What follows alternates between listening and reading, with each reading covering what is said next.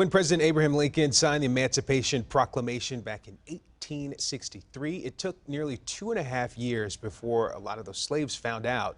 June 19th of 1865, Union troops went to Galveston, Texas, spreading that message. As many of us now reflect on history, a Metro Detroit family is reflecting on their own heritage, giving Juneteenth 2023 more meaning than ever before. It was an awakening, and so I'm proud to be woke.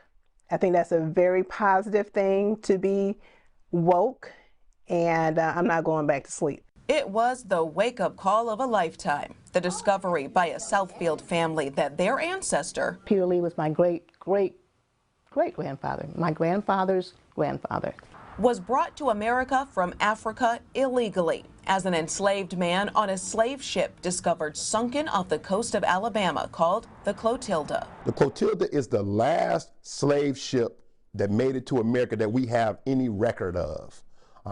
It arrived in Alabama, near Mobile, Alabama, in 1860. The Mobile River is where it was sitting, not far from Mobile downtown itself, and the owner brought the Africans off the ship and decided to scuttle the ship.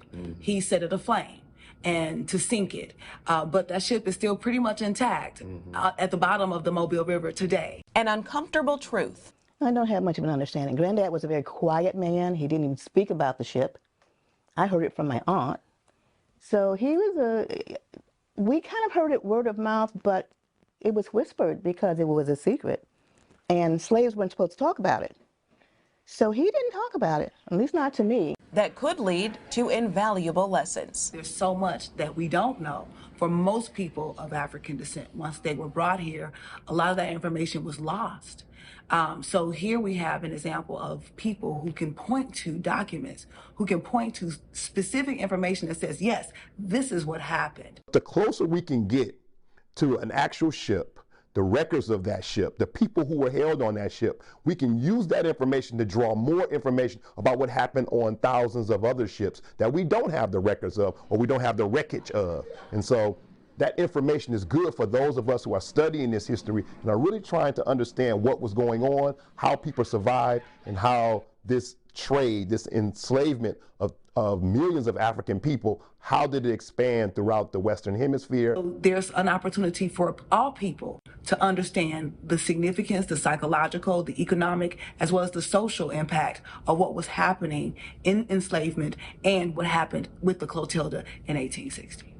The ship's discovery is giving the family a deeper appreciation of the freedom represented by Juneteenth.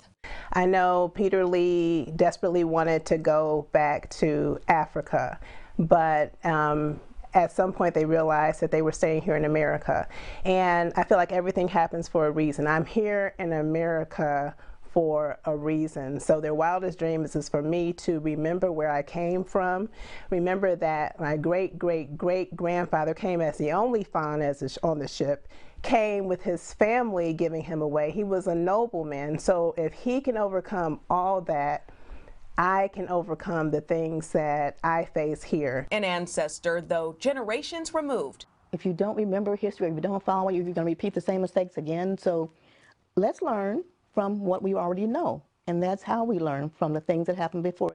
Is still being celebrated to this day. So I think that it's important that, we learn as much as we can about our history, all of our history.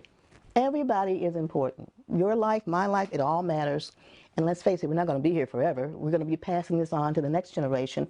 And for them to know who they were, where they came from, is important. In Southfield, Amir Makupson, CBS News, Detroit. After Juneteenth, Peter Lee and others did experience a life outside of slavery. They created Africatown, a place that still exists in Alabama to this day.